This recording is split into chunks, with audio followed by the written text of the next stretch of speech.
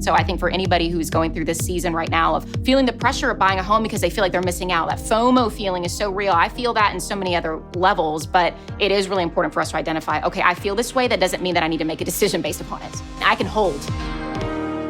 Hey guys, welcome to another episode of the Rachel Cruze Show podcast. I'm so glad that you are here. And in today's episode, I'm going to be interviewing two of our Ramsey personalities, George Kamel and Courtney Dyksterhouse. And we're going to talk through which is a better option, renting or buying a home. You do not want to miss this conversation. And then we're also going to tackle the big topic of kids and sports. That's right, sports can get expensive, so we're going to dive into that. But first, let's talk about why everything seems so expensive in 2021 versus when we were growing up. So is that a true statement or a false statement? Well, we're about to dig into the numbers right now. So I was having a conversation with a friend the other day, and we just thought, man, like how we grew up was, you rode your bike around the neighborhood and our dogs didn't even have fences. Like dogs ran everywhere, kids ran everywhere. You played capture the flag till it was dark outside and you have parents screaming, come in for dinner. And again, I live in a wonderful part of Nashville, all of that. It's not that it's bad, but I just find maybe it's our parenting or the world today. We're just exposed to so much. I feel like we're just a little bit more like nervous with stuff. We feel like we need to watch our kids more. There's now phones and iPads and screens. Everyone has to have two cars. Everyone is going on multiple vacations a year, it seems like. I mean, people are just busy and they're doing stuff and they're traveling and sport.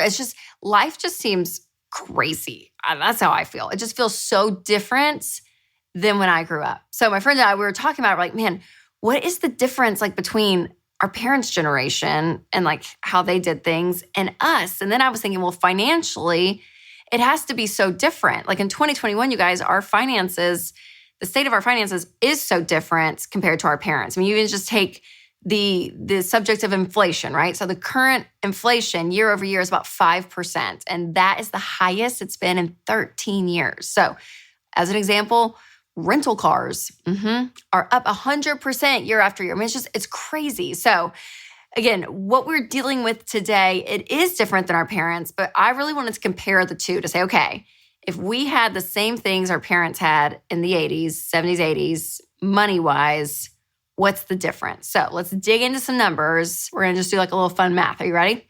So the average annual household income in 1985 was $23,620. And you're thinking, oh my gosh, our parents just lived on just above $20,000. How did they do it? Well, let's talk about inflation. Remember, throw inflation in. So if you do that percentage, then what it's worth today is actually $60,270. So the household income in 2019 was $68,703. So we actually are making more on average than our parents did. And so I always find that so interesting because I thought in my head at first, well, of course we're making more because both parents work outside the home. I just kind of had this picture in the 70s and 80s, usually stereotypically a mom would stay home, right? But again, I pulled the data from that. And according to the Bureau of Labor Statistics, the percentage of dual income households in both 1985 and 2017 were right around 55%. So just over 50% of couples back then and today are working outside the home. Very interesting. So we make about 14% more money than our parents did. But let's compare some expenses, shall we? So in 1985, the average home size was 1,785 square feet. Today, it's 2,261 square feet. So we have bigger houses today, which is not a shock. I feel like, yeah, bigger is better. Always happening, right? So let's put some mortgages on those houses. 1985, the average mortgage payment was $420. But with inflation, it'd be right around $1,073.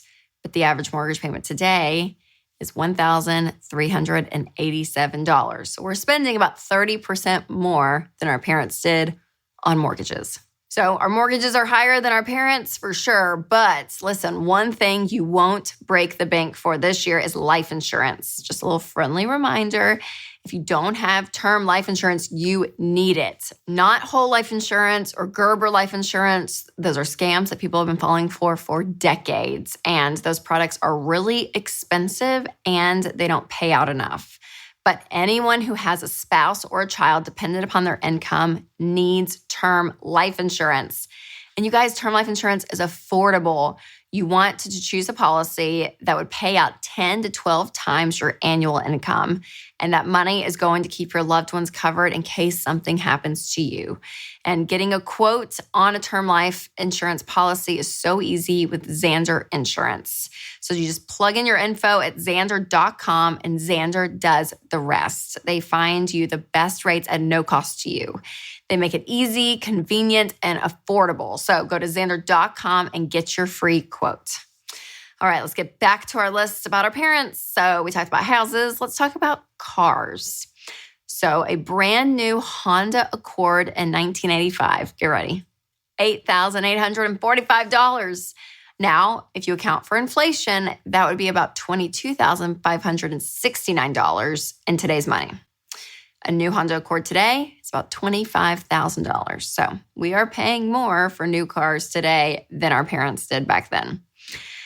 In college, college. Get ready to get sick on this one. You ready? You have a 4-year college degree in 1985. The tuition was about $5,500. With inflation, that's $14,045 in today's money. Yeah. And the annual cost of tuition in 2021 is going to be $28,120. You guys, it is crazy. We talk about how expensive college is these days, and it's true. With inflation, it's increased over 100%. So remember, stay in states, go to a community college if you need to. Go find another video at college because it's, there's options. There's options out there, people. I promise. Not all hope is lost. Okay, not everything, though, in the 80s was cheaper. So here's some things that are really expensive in the 80s that our parents bought that we can save money on. A 20-inch color TV was about $500 in 1985. Yep. Remember those TVs? You didn't even have a remote. You got to go and change the dial. And then it moved to the TVs that were like big boxes, like big screen TVs. I remember those. I watched pop-up video on VH1 on those TVs. Yep. Mm-hmm. So again, that TV was $500, but with inflation, it would be $1,275 in today's money. And of course, you can buy a bigger, thinner, fancier TV for a fraction of $1,200. So yeah. Mm-hmm. And TVs, man, they were like a status symbol. I mean, it was like a big deal if you had like a nice big TV, wasn't it? I mean, it's just crazy. It's crazy. And so I think, what are the things today? Well, like a new iPhone that people pay $1,000 for.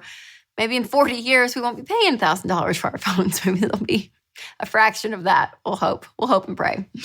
But here's the deal too. Back then, people were not saving for retirement like we are today. So in 1987, the average retirement balance was only $9,862, which is just under $24,000 today.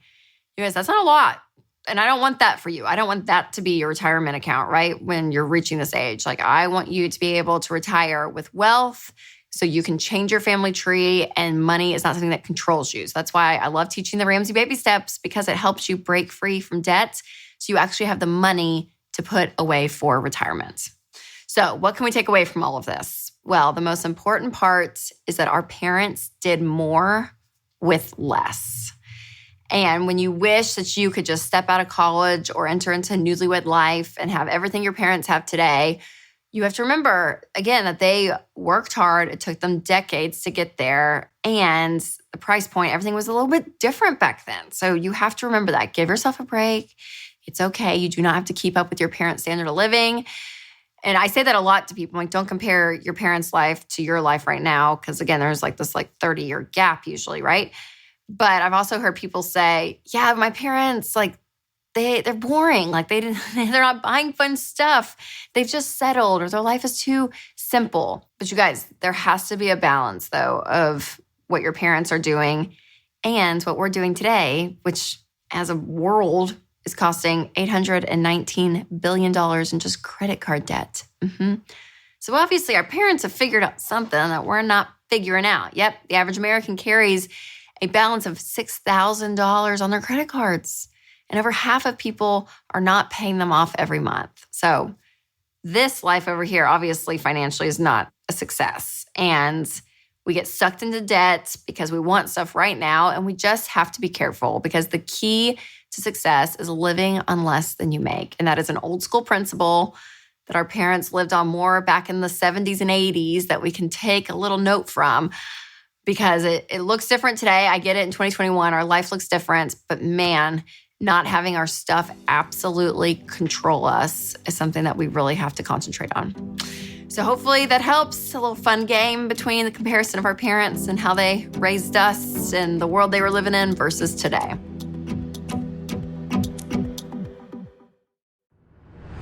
We're going to dive in to the big debate. Which is better, owning a home or renting? Well, we are going to dive into that, which I'm so excited about. And here on the couch are two Ramsey personalities, George Kamel and Courtney Dyksterhouse. Guys, welcome to the show. Thanks for having me. It's so good to be here. Oh, I'm so glad. Well, George, you've been doing lots of fun stuff. So much. Around money. So much. A lot, actually. You've been very busy. And I'm glad that you're back here. And Courtney, you've been hosting so many things going on at Ramsey, from events to podcasts, everything. So yes. It's been great. Thanks for being here and having this conversation. Of course. Okay, so we're going to start out the debate with some facts. I feel like the moderator. Moderator? No. Do we win money as a game show? Moderator? Moderator. The moderator. The moderator. That moderates things. Okay, so according to the Federal Reserve, as of 2020, this was interesting, 44% of Americans own a home with a mortgage, 27% rent, 8% didn't do either. So I'm guessing they live with their parents, maybe. I don't know. And 21% own their homes free and clear. Awesome. Which is amazing. So hopefully they're out of all debt and have an emergency fund and funding retirement. Hopefully they did it the Ramsey way. Yes, all the 7 baby steps. According to Statista.com, as of February, the average monthly rent in America was right above $1,100, and the monthly mortgage payment was $1,600. So obviously when it comes to owning a home, it's going to probably be a little bit more expensive, not just because of those statistics, but also you have to pay, oh my gosh, HOA fees, property tax. I mean, there's a list of stuff that happens. And when things break, you're the one that gets to replace it when you own a home. So I brought you two on because I wanted to ask you, George and Courtney, do you rent or own a home? We rent an apartment, and we've been doing it since we moved here. Nice. To Nashville. I bought a home about 2.5 years ago. Amazing. I am a home owner. You are a home owner. Great job, George. Thank you. And Courtney, great job too. Because what you're going to find in this is that depending on your situation, your life, your money, everything, both roads are great. Both roads are great. So let's start with you, Courtney. Yes. What caused you guys to rent versus buy? Yeah. Well, when we moved here in February, end of January, early February, we didn't know where we wanted to be in this area because there's so many pockets and different lifestyles that you could choose. And if you want to be in the rural area or if you want to be in the city or the suburbs. And so when we came, we knew, okay, well, we're going to rent because we don't want to plant roots in a specific area if we're not super passionate about it and we don't know the full context of the community. And, you know, we're not planning to have kids, but if that happens, like the school districts. And so before that, though, we owned a home and we sold that. We were able to finish off our emergency fund, 6-month emergency fund, which was awesome and put me through school. But now renting, it's kind of great. Yes. Okay. So I know this about you. I've cheated because we're friends. Yes, and I know your situation.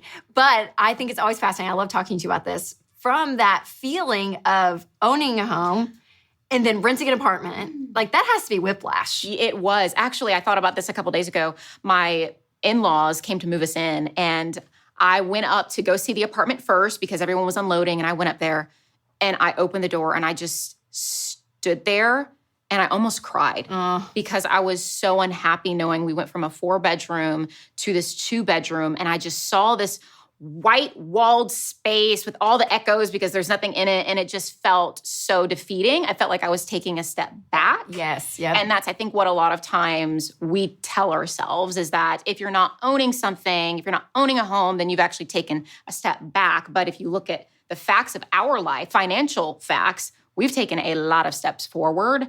And renting for us is so great because I don't have to think about anything. I don't have to think about all the things. When they break, I'm like, boop, boop, boop, boop, come fix it. And they just fix it, And a magical person appears. Yes, they do. And they're so fast, the maintenance. You just need to find a place that has amazing maintenance because you'll just never want to leave. I'm so like, Ryan, I'm not in a rush now. I think we're good. It's pretty nice. You know? It's pretty nice. Whatever. I love that. Oh, so good. And George, homeowner.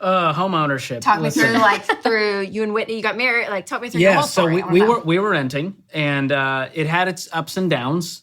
Some of the downs are I realized I don't like neighbors that close to me. We have neighbors that work from home with flexible schedules, and they had karaoke parties every night in their apartment, which sounded like a great time. But at 10:30, when you're trying to sleep, and you can hear someone, singing Katy Perry, you're just like, get me out of here. And then what is going on above me? Are they rolling bowling balls around? What is happening? They might. I agree with Courtney. There are so many blessings that I didn't even realize once I moved into my home. I'm not a DIY guy. I'm not the first guy to go to YouTube and go, I'm going to fix this toilet myself. Do you remember we had a discussion about, we were on the road on an event or something, we were talking about things that you love or something, and you were like, I just need Winston to teach me about get a hammer or something. I don't know. I was making laugh. So I was like, Step one, what is a hammer? It was a new show where Winston teaches me how to do man stuff and turn wrenches, stuff that I never learned. So I do think there is a big blessing when I could call that guy or email the maintenance crew and be like, hey, come fix my toilet, or the doorknob broke, and I don't have to deal with it. And just recently, just this past week, we had some bad weather,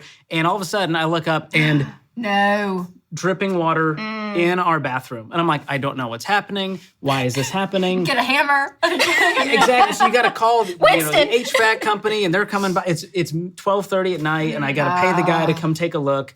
And I just thought I could have been in an apartment, and I could have not had to deal with this. It's got a lot of blessings, but there are some downsides as well. That people need to be aware of, including just the money. I didn't realize how much of a money suck a house can be. What now? While you're building equity, and it feels good because you're building towards something, right? We always hear that you want to be building towards something. Rent is a waste. There's still a lot of expenses you got to be ready for.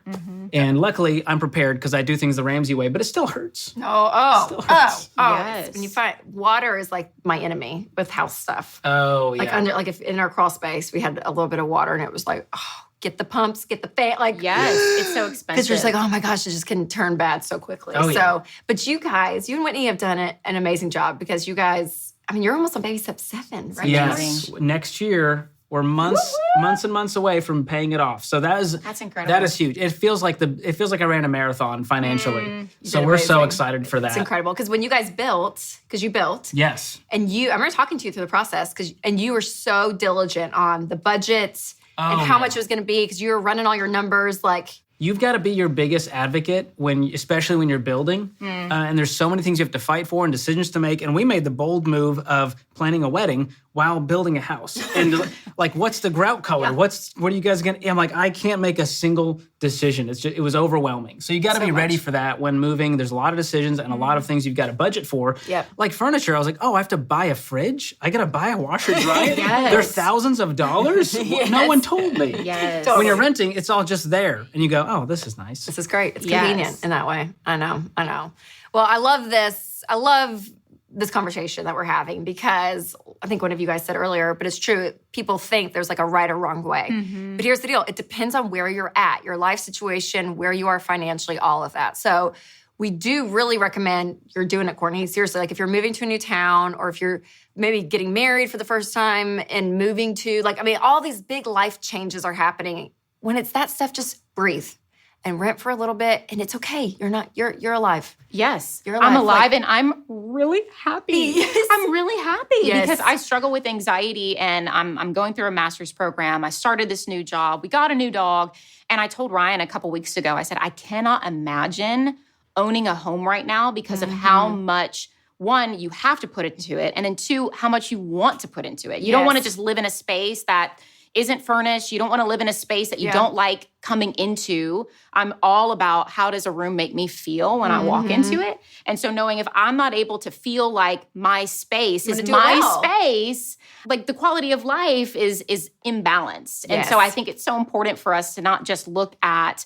okay, this is where I should be in my life. Well, who is defining the should? Like, who is telling you that you need to be in this certain place? Because for Ryan and myself, we, like I mentioned, we've made so many financial strides forward that would not have been able to happen if we just took all the equity that we made in the home and then put it into another home. Yes. And especially in this market, we would not be able to even get one. Yes. You can get a shack on the side of the road. Yeah, it's of 65. very difficult right now. Yeah. Very difficult. Oh my gosh. I know we kind of, I know. We got in before everything. You know, that is one of the blessings. In a hot housing market, you're like, I'm good. Oh my Yes. gosh. Oh my I'm gosh. gonna hold this. Hold it. So crazy. Like all over the country. It's nuts. And I think a lot of people were wanting to buy, planning to buy, and then it went crazy, or they're now just itching to feel like, oh, I just want something now. I just want to own something. Yes. Like both of you speak to that contentment part, decision-making, all of that when it comes to buying a home or choosing to rent. Yeah. One thing, if we look back on even the psychology of decision-making, where we have our emotions and where our decision-making are, they're right next to each other and connected. So that means that decision-making cannot be outside of some type of emotion. Some emotions are bad. So us feeling pressure to make a decision to purchase a home, we might make it quicker based upon this feeling of anxiety or this feeling of feeling less than, I need to measure up to something. But it's so important for us to consider our emotions in each decision, or to at least identify, I am feeling this way, because we make better decisions when we identify that we're feeling a certain emotion toward those decisions. And so I think for anybody who's going through this season right now of feeling the pressure of buying a home because they feel like they're missing out, that FOMO feeling is so real. I feel that in so many other levels, but it is really important for us to identify, okay, I feel this way. That doesn't mean that I need to make a decision based upon it. Yes. I can hold. That's right. I can hold and I can wait. That's and that's right. okay. Absolutely. It reminds me of that quote, no one makes good decisions when they're panicked or drunk. And it feels like a lot of people, it might be both right now, I don't know, but you're talking about FOMO, and I love this idea of JOMO, where it's the joy of missing out. And so what if you could take this time and go, you know what, this gives me an extra year to save. Yes. While the housing market cools off. And what if we could get to 20% down or more? Yes. How would that lower our payment? Oh, we don't have to pay PMI and throw that money away to the lender. So I love reframing things and going, this is a great time to save up for that house and do it the right way. And you know what? We can budget for some furniture. We've got some time now. Yes. And so Yes. having that patience and going, now is actually the worst time to buy. So let's not get panicked into buying something. Yes. And I feel like that panic can create that urgency where you feel like, oh gosh, we have to make a decision. We have to go. And Well, your and that's logic not turns true. off Yes. when that happens. And you get desperate. And you start going, yeah, this house isn't great, but it's a fixer-upper. Let's just get in now. Yes. And then you move in, you're like, what did we do? Yes. And what's funny is I feel like this is like kind of a grown-up problem. Like once you hit like being a grown-up, that you think certain things in life will fix stuff. And I feel like a house is one of those things. If I could just have a house, if I could just have a bigger house, we have more room, it would be better. If I could just, and the truth is, you still carry who you are into that next space. Like Yes. you don't change. Like what Dr. John Deloney says all the time, you carry you with you. Yes, each season. it is. I know. I mean, I remember that so clearly. I feel like we talked about this on your podcast, George, but I remember with Winston and I, when we were doing our build, I remember I had moments where I'd be like, oh, and I'd even say it out loud, like, oh, when we're in the new kitchen, like this X, Y, and Z. Aaron Winston stopped me one day. He was like, when we're in the new kitchen, Caroline's still going to throw macaroni and cheese on the floor. Like, it doesn't matter what kitchen we're in. Like, and I'm like, I know. That's true. You know what I mean? Like, and it's true. It doesn't solve, your stuff does not solve your issues. And so I think that some people, though, they hang their hat on, okay, if I could just have this, it'll be fine. And that creates some urgency, too. So we have to remember that, right? That part of our decision-making has to turn down. Yes. Okay, so through this whole discussion, you guys, what do you think? What do you think's better, renting or buying? Okay, I'll let you go first so I can have the opposite answer. Can I be the diplomat here? Both are great depending on where you are in life. No, you have to choose. Oh my gosh. I mean, I have to choose apartment life right now because that's my truth. I mean, that's my life. She's And I speaking her love truth. it. Yes. I really do. Now, do I want a house eventually? Yes. Do I already know what I want my kitchen to look like? Yes. But I'm fully content and so much gratitude for where we are. It's great. That's a great answer. So good. I'm going to go the Beat that, opposite. George. I'll Beat beat it. that. I'll beat it. Home ownership is the way. And it's I'm going to say this, it's part of the long-term financial plan. Yeah. So short-term and right now, depending on where you're at, and we know the Ramsey way of doing things, I want people for the house to be a blessing and not a curse. And so renting is great, but hey, when you're ready, get you a house and then pay it off. And don't pay it off in 30 years, pay it off in 15 or 5 or 3 so that you can then move on to your other goals. And so that's what it's all about. It's part of a bigger plan for me. It's not the end all be all. There is no dream house because like you're saying, you're going to be in that dream house and go, oh, man, that backyard just isn't quite what I wanted it to be. Yep. And I dreamed of different cabinets. And so have that contentment, but you can aim for that long term. But depending on where you live, I'm from Boston. Being a homeowner is not a feasible thing in that area or in LA or New York. And so depending on where you live, renting could be a thing you do for 20 years if you're living in New York City. And that's okay in that season of life. So home ownership is my final answer. So final answer. But if you want to be a homeowner and you're not in that place, after you do the math and you realize, I don't have enough for 20% down. Do math. That's important. Yes, you're all about the math. Everyone should be all about the math. But I did not used to be all about the math. And I realized math is kind and math gives me actually some confidence in my finances. But if you're not in that place where you feel like you can go ahead and purchase a home, this market's crazy. Something that Ryan and I did when we were looking for the apartment here, because it had been a few years since we did the apartment life. One, we did not rush it. I think because when we don't own something, we think we can just make a decision quickly. It's like, oh, it's not our forever. So we were very intentional about shopping all of the apartments in the area. We directly contacted the people who were there. So rather than just taking a price that was online or signing up through that, we made sure that we spoke to the people who were at that place to see if there were other options available. If there was an apartment that had been vacant, there was one apartment complex we spoke to, it had been vacant for, 6 months for some bizarro reason. And it ended up, that's not the one that we wanted, but the price was so cheap because we asked. It wasn't on their website. We had to go and we had to ask them with that It's actually a human. Yes, there's actually a human. Yes. And because of that, rapport building does matter in those situations. Sometimes we don't think, oh, they're just trying to get me in and out and they don't really care about me.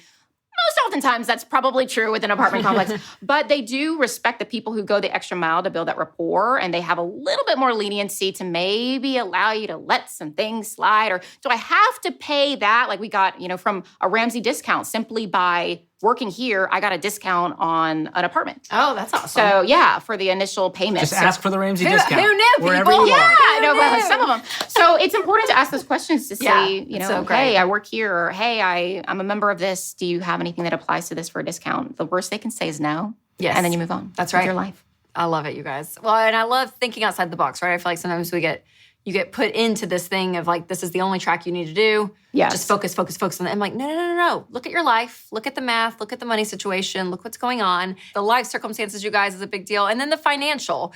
So when it comes to Ramsey, we always say that you want to be able to put at least 10 to 20% down.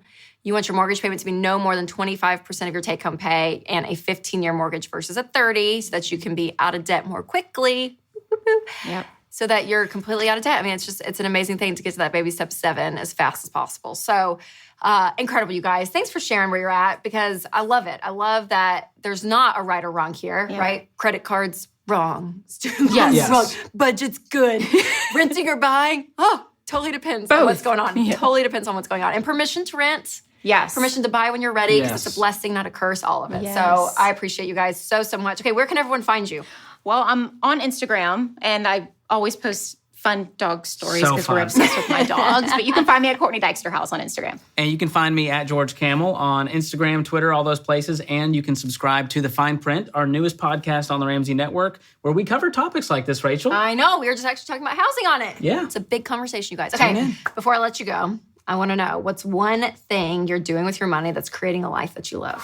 Ooh, I'll let you go first on this one. Okay, this just happened last week. My wife, Whitney, who works here, she found a Peloton on Facebook Marketplace. She's been wanting one for a long time. And we bit the bullet because we had it. We've been saving for it. It was in the budget.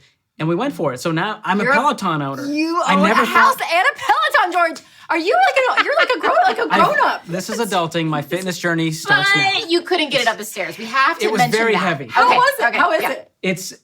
It is life-changing. It is. I get the hype now. You do. Yes. You bought in. It created a life that I love. Wow, he bought in. It worked. Bought into the Peloton life. This is not a sponsored post. I know. But Peloton, if you want to sponsor, you can. Yeah, we would consider it. Yeah, we would think about it for What's sure. your Peloton? What's my Peloton? Well, my Peloton is our house. It's so rewarding to see our fund just grow and grow and grow for our house. Save for the house. We have never had this much money in the bank. Like, I cannot believe how much we have changed, even just our conversation with money and then our situation with money in a year. And so I would say that is a life that we love, knowing that one, we're on the same team financially, and then two, actually seeing our money working for us and knowing that we have an end goal and we can still live our lives with freedom, knowing that we're both aligned with how much money goes into that each month and where we want to be in order for us to make that final decision and to pull the plug and say, yes, we're purchasing a home. It's just, it feels so good.